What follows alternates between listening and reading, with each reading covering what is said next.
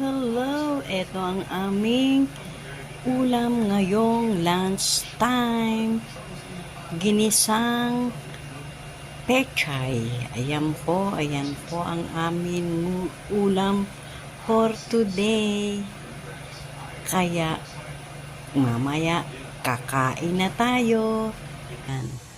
Ito po, ayan.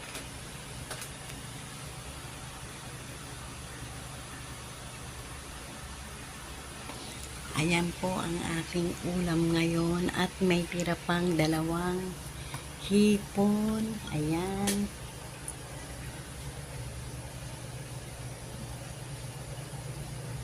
Ayan.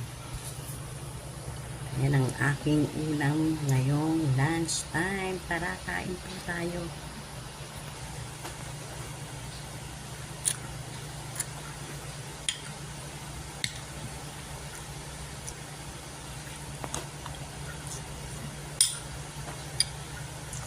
Sarap.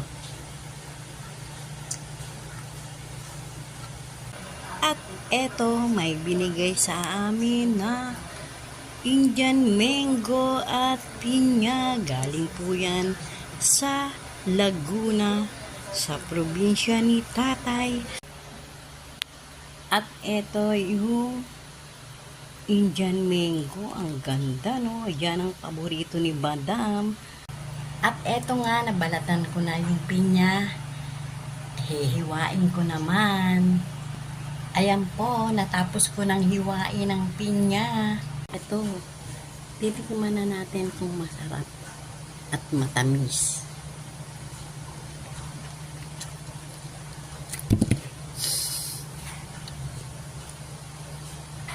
Buhay pa. Matamis po siya. Masarap. Sarap. Ang tamis po. Salamat Tatay sa pagbigay mo ng pinya at mangga. Napakatamis.